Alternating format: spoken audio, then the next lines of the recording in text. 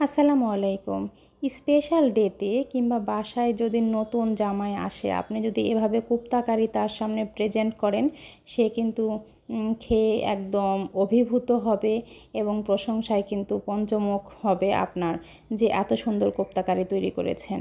তো চলুন দেখে নেই কী করে করলাম। আমি বোনলেস বিফ নিয়েছি, এটা আমি সামান্য একটু চর্বিও রেখেছিলাম যাতে করে কোপ্তার ময়েশ্চার ঠিক থাকে, এই জন্য। তো এটা আমি ব্লেন্ডারে ব্লেন্ড করে নিয়েছি, আর হাফ টেবিল স্পুন করে দেখতে পাচ্ছেন আদা রসুন এবং জিরার পেস্ট দিয়েছি, আর 1 টেবিল স্পুন দিয়েছি কাঁচামরিচ, এটা আপনি আধা ভাঙা করে নিয়েছি কিন্তু আমি। দিয়ে দিচ্ছি লবণ, হলুদ এবং মরিচের গুঁড়া পরিমাণ মতো। এখন দিচ্ছি গরম মশলার গুঁড়া, জিরার গুঁড়া এবং ধনিয়ার গুঁড়া, সবগুলোই আমি হাফ টেবিল স্পুন রেখেছি। তো আমি এক পিস পাউরুটি পানিতে ভিজিয়ে রেখেছিলাম, তারপর সেটা চিপে চিপে পানিগুলো ফেলে দিয়েছি। আর এটা এখন আমি এই যে বিফের যে পেস্ট তার মধ্যে দিয়ে দিলাম সামান্য কিছু পুদিনা পাতা এবং পেঁয়াজ বেরেস্তা। আপনি যখন এই যে বিফ পেস্ট করবেন, একটা কথা মাথায় রাখবেন যে এতে যেন পানি না থাকে, পানিটা একদম ঝরিয়ে ফেলবেন, তাহলে কিন্তু আপনার এই যে তেলে ভাজার সময় এই যে কোপ্তার আপনার বলগুলো ভেঙে যাবে না। আর এই যে পাউরুটি দিলাম, এতেও কিন্তু বাইন্ডিংয়ের কাজ করে, কোপ্তা ভেঙে যায় না। এখন দেখতেই পাচ্ছেন আমি একটু বেসন কড়াইয়ে টেলে নিচ্ছি, এটা আমি এখন অ্যাড করব এখানে, এটাও বাইন্ডিংয়ের কাজ করবে। আপনি যদি কোপ্তা তৈরির সময় এরকম করে পাউরুটি এবং বেসন ব্যবহার করেন, আমি বলে দিচ্ছি যে আপনার কোপ্তা কিন্তু একদম পারফেক্ট হবে, ভেঙে যাবে না। তো আমি যেহেতু 3টা টিপস শেয়ার করলাম আপনাদের, পাউরুটি ব্যবহার করবেন, বেসন ব্যবহার করবেন এবং বিফে যেন পানি না থাকে এটা খেয়াল রাখবেন। তো সবগুলো উপকরণ মাখা হয়ে গেছে আমার, এখন আমি এই যে বল তৈরি করে নিচ্ছি, মিট বল। তো এই সবগুলো একইভাবে আমি তৈরি করে নিচ্ছি, যেহেতু এটা ফুলবে না এই জন্য আমি মিডিয়াম সাইজ করে তৈরি করে নিয়েছি।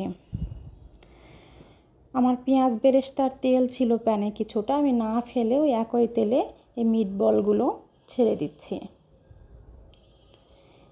এটা এখন কিন্তু আপনি যতই নাড়াচাড়া করুন না কেন ভাঙবে না, যেহেতু আমি বাইন্ডিংয়ের জন্য বেসন এবং পাউরুটি ব্যবহার করেছিলাম। যখন এটা হালকা ভাজা হয়ে যাবে ঠিক সেই সময় আমি উঠিয়ে রাখছি। খুব বেশি ডিপ ফ্রাই করবেন না, তখন আবার এই মিট বলগুলো শক্ত হয়ে যাবে। অনেকে স্টিম করেও রান্না করেন, তবে আমার কাছে ভেজে রান্না করলে একটু বেশি ভালো লাগে। আমি তেল কিছুটা নামিয়ে রেখেছি, তারপরও একই তেলে সামান্য একটু লবণ দিয়েছি যাতে করে এই মশলাগুলো না ছিটে। তারপর ভরে ভরে 3 টেবিল স্পুন দিয়েছি পেঁয়াজ বাটা, হাফ টেবিল স্পুন আদা এবং রসুন বাটা দিয়েছি। মশলার সাথে এই বাটা মশলাগুলো সুন্দর করে ভেজে নেব। এখন দিয়ে দিলাম 1 টেবিল স্পুন হবে জিরা বাটা, আর দিয়ে দিচ্ছি গরম মশলা বাটা। এখানেও আমি দিয়ে দিচ্ছি আপনার ধনিয়া এবং জিরার গুঁড়া হাফ টেবিল স্পুন করে দিয়েছি, আর দিয়ে দিচ্ছি হলুদ এবং লাল মরিচের গুঁড়া কিছুটা। সমস্ত মশলাগুলো আমি সুন্দর করে নাড়তে থাকছি, দেখতেই পাচ্ছেন। যখন মশলাগুলো একদম ভাজা ভাজা হয়ে গেছে ঠিক সেই সময় সামান্য একটু পানি ব্যবহার করেছি। পানিগুলো যখন ফুটে আসছে ঠিক সেই সময় আমি মিট বলগুলো ভেজে রেখেছিলাম, সেই মিট বলগুলো দিয়ে দিলাম মশলার মধ্যে। যেহেতু আমি বাইন্ডিংয়ের জন্য বারবার বলছি যে বেসন এবং ব্রেড ব্যবহার করেছিলাম, সেহেতু এগুলো কিন্তু আর ভাঙার চান্স নেই। আপনি যতই নাড়াচাড়া করুন না কেন এগুলো কিন্তু আর ভাঙবে না। উপর থেকে আমি কিছুটা পেঁয়াজ বেরেস্তা দিয়েছি ফিটিয়ে রাখা টক দই, আর এখন দিয়ে দিচ্ছি টমেটো কেচাপ। সবগুলো মিটবল এখন আমি মশলার সাথে সুন্দর করে নেড়েচেড়ে মিশিয়ে নেব।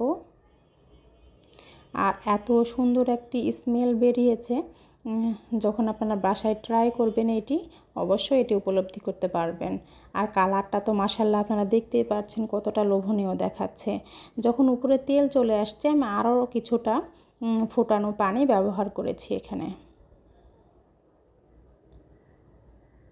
এ পর্যায়ে আমি ঢাকা দিয়ে দিলাম কিছু সময়ের জন্য। পানিটা যখন আরও একটু কমে আসছে, মিটবলগুলো সিদ্ধ হয়ে গেছে, আমি উপর থেকে দিয়ে দিচ্ছি আস্ত কিছুটা কাঁচামরিচ, সামান্য একটু চিনি এবং দিয়ে দেব 1 চামচ পরিমাণ ঘি। যেহেতু এটি শাহি একটি ডিশ, এখানে কি ঘি না দিলে চলে বলুন? ঘি দেওয়ার পর এর টেস্ট বা গন্ধ যেটাই বলুন না কেন বহু মাত্রায় কিন্তু বেড়ে যায়। আর এরকম আমি একদম শুকিয়ে ফেলবো না, যখন উপরে তেল চলে আসছে নামিয়ে নিয়েছি।